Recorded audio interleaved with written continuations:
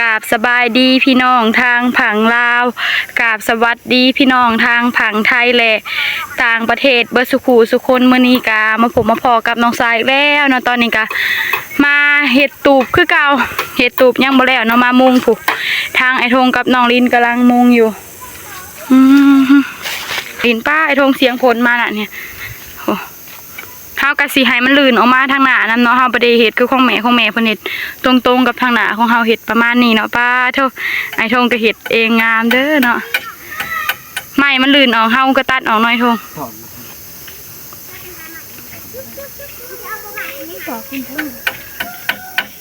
ได้บ่โถ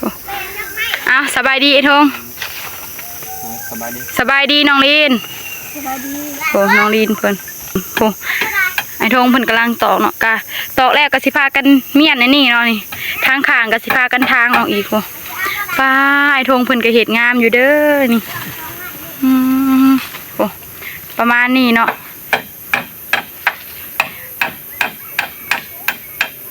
ป้าโธ่ไม่ทางถ่ายจะยังบ่ได้ตัดมันน่ะ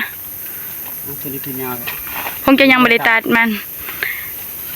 ตัดออกเนาะเพราะว่าผ่ายางมันก็บ่พอดีเนาะเขาก็ต้องตัดออกโอ้เอาเหลือบ่เดียวทางซ้ายจะให้ดอกมาแบบนี้เนาะมาตอกตอกอันนี้ตอกพยาง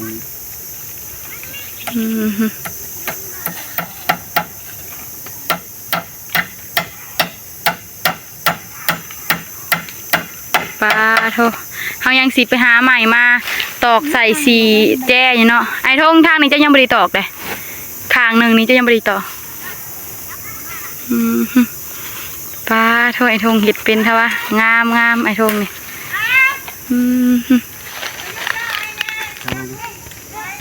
น้องทิ้งถ้อยแม่เอิ้นไปหยุกล่อซอยน้องลินก็ได้นอนเทือนกับน้องละน้อยแล้วน้องลินเด้อถ้าอยากออกมาก็ขึ้นรถถีบออกมาลินหน่อยทง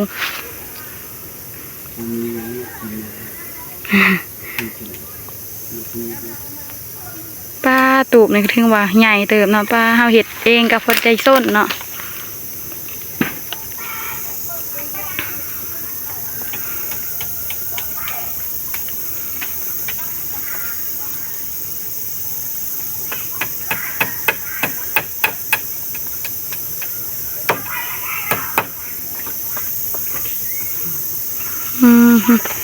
มันอาจจะตอกยากนี่เนาะเอาไม้ไผ่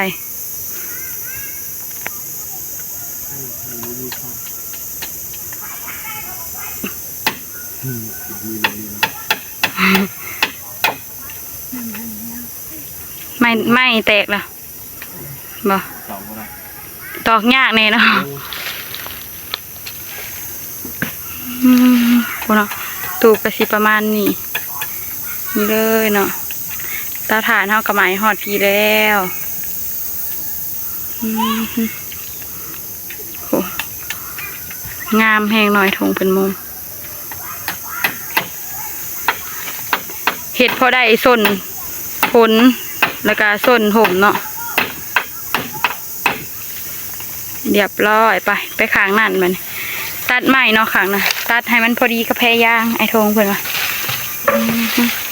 เหลื่อยมือเดียวน้องลินเอามาแล้วป่ะน้องลิน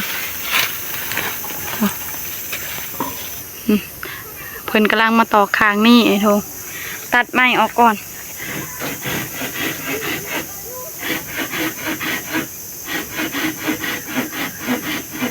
มันก็อยากควายนี่เนาะเขายังบ่ได้ตอกไม้ใส่สีขางเนาะ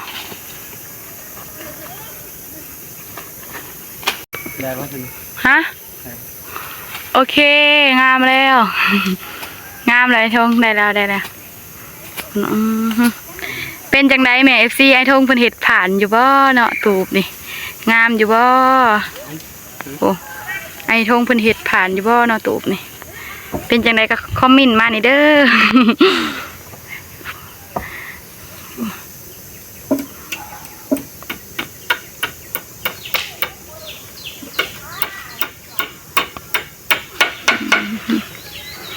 ควันฐานเนาะ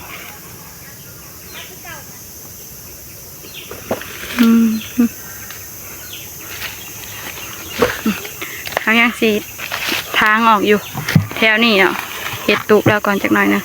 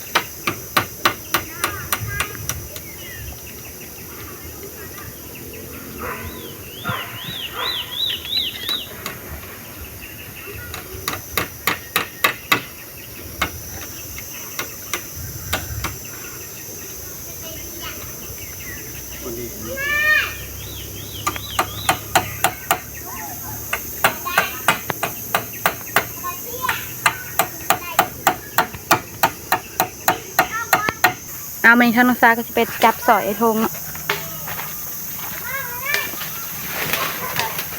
จับแบ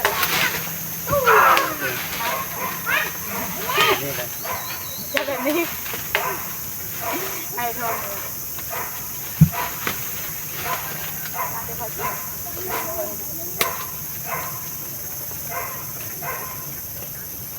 มันเป็นหัวงาม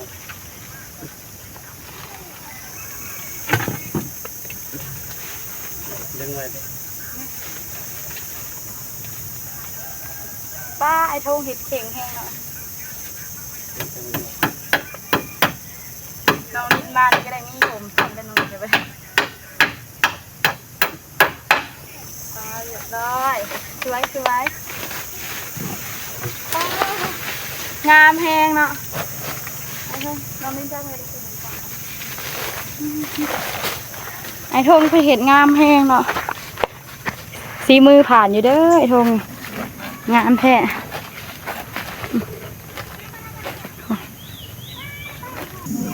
ไอ้ทงฝนตัดใหม่เนาะ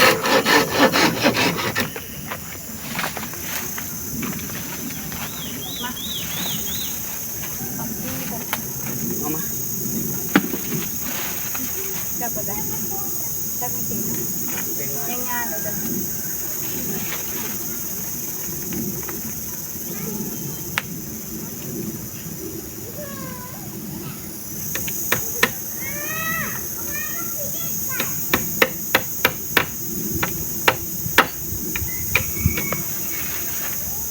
รับได้เลย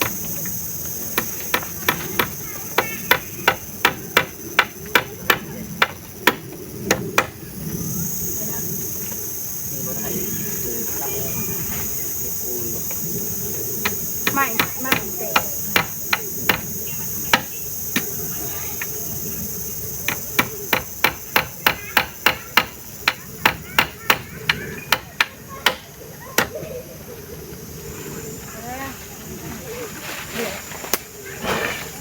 อันนี้เขายังสีพ้นออกอยู่เก็บออกเนาะถ้าเลยจะพูดกับมันไว้เนาะไปอย่างไอ้ตัวมือเสีย ตัดเอานี่แล้ว มาตัดเอาเห็ดเงานั่นเด้อ โอ้ยยังไงต่อตัดไม้เลยพวกนี้ตัด แต่เห็ดเงามันเด้อแบบเวลาเพิ่นโตเป็นกระไรเลยถ้าเฮานอนมันนี่มันจะกระไรเป็นหัวเฮาเห็ดนี่เยี่ยมแล้วพ่อก็ต้องตัดออก เอาไป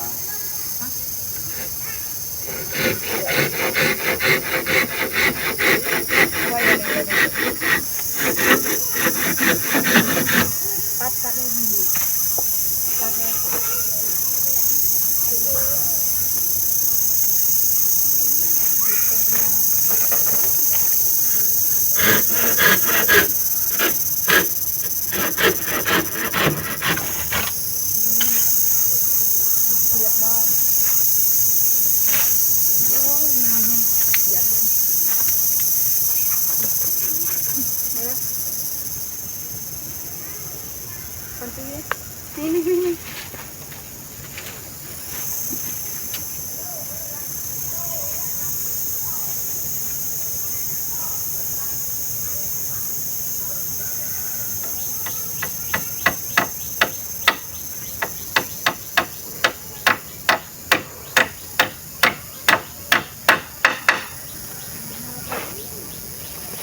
พอแล้ว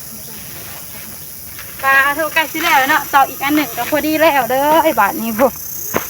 งามเนาะเฮาเห็ดพอได้ส้นถมก่อนเดี๋ยวไปเลยเฮาจึงสีหาใหม่มาตอกให้มีมันเป็นนี่เฮาตอกแต่นี่เห็ดใหม่กาดเป็นแบบนั้นเลยเนาะแบบให้มันจับเผื่อลมมาแล้วก็บ่ให้มันควายเนาะแต่อันนี้เฮาพังคุ้มบ่แน่แล้วมันก็เลยอยากควายนี่พังเสาบ่แน่เนาะนี่เลยเนาะไอ้ทงเห็ดผ่านเด้องามแฮงเนาะไอ้ทงเห็ดมันจะทางน้องสาวสิพาไปเบิ่งมุมสูงเนาะแบบนี้เลยเนาะงามแฮงเนาะสามีเลยเนาะเห็ดให้มันลื่นออกมามันจึงมีหุบมีทรงเนาะถ้าห้าบ่ลื่นมันก็สิบ่มีหมุนมีทรงเนาะนี่เลยงามแฮงพอได้อยู่พอได้ส้นผมนี่แหละ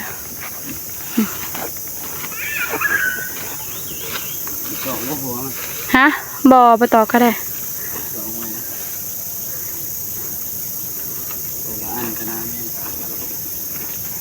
แล้วแต่ไอ้ทงเลยแล้วแต่สางเลย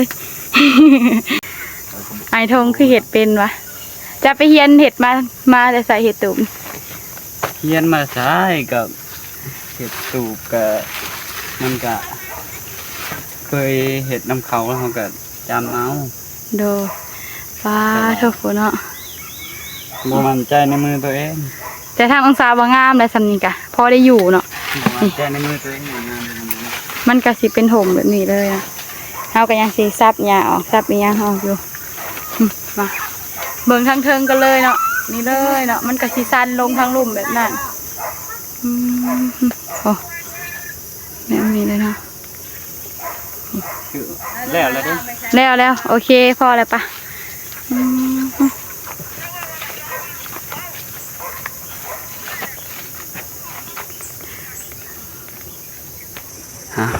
โดยเนาะตอนนี้ก็แล้วบะนี่งามบ่งามก็เบิ่งนำกันเนาะ ไอ้ทอง สำหรับน้องทงแล้วก็ถือว่างามเนาะทางน้องทงเฮ็ดก็ถือว่างามอยู่แต่ว่ามันบ่มีเหล็กแนบไม้แนบบ่ผิดบ่มีไม้แนบเทิงๆเนาะว่าเหล็กแนบโลด เดี๋ยวก็ไปหามาเห็ดอีกเนาะ แม่น เดี๋ยวเลยก็มาหาต่อเพิ่งนี่ป้างานแต่ทำเห็ดนะมื้อเดียวเล็กกระปูเฮาก็เก็บไว้เนาะ แม่น เอาไว้ ชื่อ เดี๋ยวมื้อแลเฮายังสิมานอนเผาถ่านให้อันทุ่งทางอันนี้ออก แต่ว่ายังบ่ได้ทางเนาะทางพื้นอันนี้เฮ็ดตู้ไว้เรียบร้อยแล้วพอได้อยู่ส้นอยู่ซื่อๆเฮาก็อยู่แบบ เดี๋ยวมื้อหน้านะคะไม้มาตอกแบบนี้เด้ต่อเป็นผนักอันนี้แบบคาร่มมาแล้วก็ให้มันโยกนี่ โอเคถ้าใช้แป้นนี่ก็คักอยู่ เนาะจะได้แต่บ่มีแป้นเนาะ แม่น อยากได้แป้นทางน้ำตาลนะ อยากได้แป้นมาปูทั้งอันนี้นึง มีประมาณเท่านี้โอ้ยคักเลยได้แป้นเสียดายแต่เฮาบ่มีแป้นเนาะถ้าเฮามีแป้นเฮาก็ปูนอนได้แบบปูนางเล่นนางอิหยังกันได้เนาะ แม่น ไอ้ทุ่งเห็ดงามแฮงเยี่ยมเลย งามบ่ซั่นนี่ โดย ก็ถือว่าพอได้อยู่ พุ่งแม่เพิ่นก็เป็นแบบนั้นเนาะก็คือกันนี่แหละแต่เฮากับกวางกว่าพุ่งแม่เอาทางไอ้ทงเห็ดผ่านอยู่บ่เด้อไอ้ทงเนาะก็ให้แม่ FC คอมเมนต์มาให้เนาะเพื่อเป็นกำลังใจ โดยเอาเป็นทางน้องสาก็สิได้จบคลิปไปเพียงแค่นี้พบพอกันในคลิปหน้าเด้อกราบขอบคุณทางแม่ FC เบิดสุคนที่เบิ่งคลิปของน้องสาตั้งแต่ต้นจนจบที่บ่ข้ามโฆษณาทางน้องสาว่าพลาดประการใดก็ต้องขอโทษขออภัยทางแม่ FC เบิดสุคนทางน้องสาสิขอต้อนรับเพียงอันนี้ขอกราบสวัสดีสบายดีบ๊ายบาย